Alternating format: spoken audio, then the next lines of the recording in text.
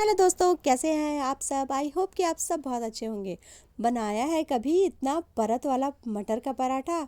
इसमें ढेर सारी परतें हैं और सर्दियां आ गई हैं, मटर बाजार में भर भर कर आ गए हैं। तो बनाते हैं हम ये ढेर सारी परतों वाले मटर के पराठे।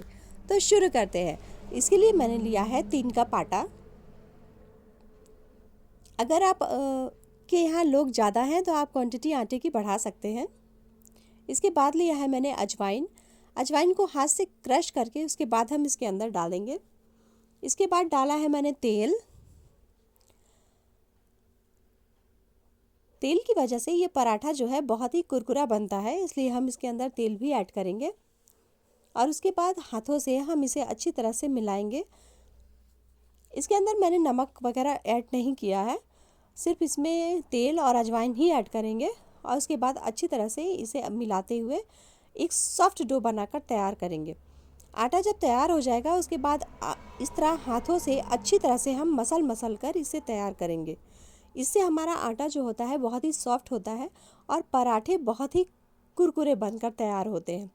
आटा तैयार हो गया है, अब इसके ऊपर हम थोड़ा सा तेल ऐड करते हैं और उसके बाद ढक कर इसे 10-15 मिनट के लिए छोड़ देते हैं। इससे हमारा आटा सेट हो जाएगा। तब तक हम स्टफिंग तैयार करते हैं। इसके लिए लिया है मैंने एक फ्राइंग पैन और इसमें डाला है मैंने सरसों का तेल। सरसों का तेल जब गर्म हो जाएगा तो उसके बाद हम इसके अंदर जीरा ऐड करते हैं। जीरा हम 1 चम्मच के करीब लेंगे। जीरा जब चटक जाएगा तो इसके अंदर हम सरसों डालेंगे, वो भी हम 1 चम्मच ही लेंगे। और ये दोनों जब चटक जाएंगे तो इसके अंदर हम प्याज ऐड करेंगे। प्याज की क्वांटिटी 2 या 3 आप ऐड कर सकते हैं। आपका मटर जिस हिसाब से है उसी हिसाब से आप प्याज भी ऐड करिए और अच्छी तरह से इसे ब्राउन होने तक फ्राई करेंगे। इसके बाद हम इसमें डालेंगे अदरक, लहसुन और मिर्च का पेस्ट। आप चाहें तो इन चीज़ों को कूट कर भी इसके अंदर ऐड कर सकते हैं, पर ये स्टफिंग बना रहे हैं तो स्टफिंग में जितनी भी चीज़ें होती हैं वो बहुत महीन महीन होती हैं ताकि हमारी स्टफिंग फटे ना। इसके बाद हमने इसमें हल्दी ऐड किया है, इसे भी हम थोड़ा सा चलाते हुए पकाएंगे। मसाला हमारा ऑलमोस्ट तैयार हो गया है। इसके बाद हम इसके अंदर मटर ऐड करते हैं जो मैंने पहले से ही छीलकर धोकर तैयार करके रखा था और इसे भी हम पकाएंगे। आँच जो है बिल्कुल ही मीडियम में ही रखेंगे वरना हमारे मसाले जल जाएंगे। और इसे चलाते हुए सारे मसालों में मिलाएंगे। अगर आपको मेरी चैनल की वीडियो अच्छी लगती है तो प्लीज़ मेरे चैनल को सब्सक्राइब करिए, वीडियो को शेयर करिए। अब मैंने इसमें डाला है नमक और इसके बाद ऐड किया है हींग। इसके बाद हम इसमें डालेंगे अमचूर पाउडर और इसे भी हम सारे मिक्सर में मिलाएंगे। इसके बाद डालते हैं 1 चम्मच जीरा पाउडर, 1 चम्मच धनिया पाउडर और 1 चम्मच के करीब गरम मसाला भी हम इसके अंदर ऐड करते हैं। और सारे मसालों को अच्छी तरह से हम इसमें मिलाते हुए पकाएंगे। सारे मसाले हमारे मिलकर तैयार हो गए हैं। मटर भी ऑलमोस्ट पक कर तैयार हो गई है। सारे मसाले इसमें अच्छी खुशबू आ रही है, किचन में बहुत प्यारी खुशबू आ रही है। अब हम इसे निकाल लेते हैं एक प्लेट में और इसे ठंडा होने के लिए थोड़ी देर तक रख देंगे। अब हमारा जो स्टफिंग है वो ऑलमोस्ट ठंडा हो गया है। इसके बाद हम इसे एक मिक्सर जार में ऐड करते हैं। सारे मिक्स को हम मिक्सर जार में डालेंगे और इसे दरदरा पीसेंगे। दरदरा पीस कर मैंने ये तैयार कर लिया है। अभी इसी तरह से दरदरा पीस कर इसे तैयार करिए। इसके बाद हम इसमें डालेंगे धनिया की पत्ती और इसे भी पूरे स्टफिंग में मिक्स करेंगे। इसके बाद हम पराठों की तैयारी करते हैं और इसके लिए हम लेते हैं आटे का लोई। ये लोई थोड़ा सा हम बड़ा ही लेंगे और इस लोई को पूरे चकले पर बेलकर गोल तैयार करेंगे। आपका चकला जितना बड़ा है आप उतना ही बेलकर इसे तैयार करिए।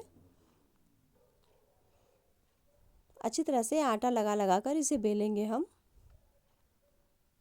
इसे गोल बेलकर मैंने तैयार कर लिया है। अब चाकू की सहायता से एक तरफ में इसमें कट लगाएंगे। देखिए जिस तरह मैंने लगाया है इसी तरह से आप भी इसमें कट लगाइए और उसके बाद स्टफिंग को हम इस पर फैला देंगे। जैसे जैसे प्रोसेस में मैंने ये पराठा बनाया है, इस तरह अगर आप पराठे बनाते हैं तो आपका पराठा बहुत ही कुरकुरा और बहुत ही टेस्टी बनकर तैयार होगा। इसके सारे प्रोसेस को फॉलो कीजिए और आपका पराठा बहुत ही मस्त बनकर तैयार हो जाएगा। इसके बाद जो खाली जगह है उस पर हम घी लगाएंगे। अगर आप चाहें तो तेल भी लगा सकते हैं, तेल भी ऐड करके पका सकते हैं इसे।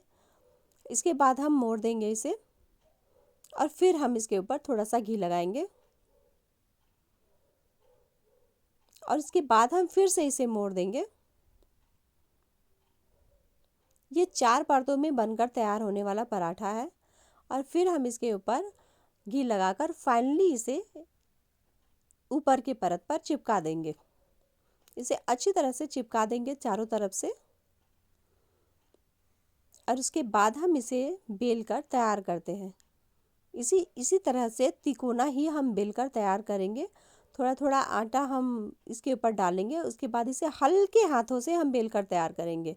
अगर हमने बहुत ज़्यादा जोर लगाकर इसे बेल दिया तो ये फट जाएगा, क्योंकि इसके अंदर स्टफिंग जो है बहुत भरपूर मात्रा में भरी हुई है। इसलिए आप इसे आराम से बेल कर तैयार करिए। जिस तरह मैंने बेला है इसी तरह से आप बेल कर इसे तैयार करेंगे। देखिए ये पराठा हमारा बेलकर तैयार हो चुका है अब। और देखिए इसकी मोटाई जो है इतनी ही होनी चाहिए। ये बहुत पतला बेलकर तैयार नहीं होगा, क्योंकि इसके अंदर पूरी स्टफिंग भरी है, इसलिए ये मोटा ही थोड़ा सा होगा। इसके बाद मैंने एक तवा लिया है, उसे मैंने पहले तेल से ग्रीस कर लिया है। उसके बाद हम इसके ऊपर पराठे डालेंगे और मीडियम आंच पर इस पराठे को सेकेंगे। बहुत तेज़ आंच पर इस पराठे को नहीं सेकेंगे, वरना ये अंदर से पकेगा नहीं और बाहर से जल जाएगा और फिर पराठे का टेस्ट अच्छा नहीं लगेगा। अब धीरे धीरे तेल थोड़ा थोड़ा डालकर हम इसे उलट पलट कर सेकेंगे। एक पराठे को बनने में कम से कम 5 मिनट का वक्त लगेगा। जब तक हमारे पराठे यहाँ बनकर तैयार हो रहे हैं तब तक हम दूसरा पराठा भी बेलकर तैयार कर लेंगे। अच्छे से इसके ऊपर घी या तेल जो भी आप ऐड करना चाहते हैं वो इसके ऊपर लगाकर उसके बाद इसे पकने के लिए छोड़ देंगे। फिर मैंने दूसरा पराठा भी उसी विधि से काट कर तैयार किया है और इस पर भी मैंने उसी तरह से ये सारा जो हमारा मटर है इसे मैंने फैला दिया है। तब तक मैं यहाँ के पराठों को भी उलट पलट कर अच्छी तरह से सेक रही हूँ। पराठों को उलट पलट कर तेल डालकर घी डालकर हम सेकेंगे और तब तक दूसरा पराठा भी तैयार करेंगे। इसमें भी स्टफिंग डालकर मैंने 4 तरफ से मोड़कर इसे तैयार कर लिया है। दूसरा पराठा भी हमारा बिलकर तैयार हो गया है। तब तक हमारा ये पराठा अच्छी तरह से सिक गया है एक तरफ से। अब दूसरी तरफ से भी इसे अच्छी तरह से सेक लेंगे। देखिए इसकी परत मैं खोलकर आपको दिखा रही हूँ।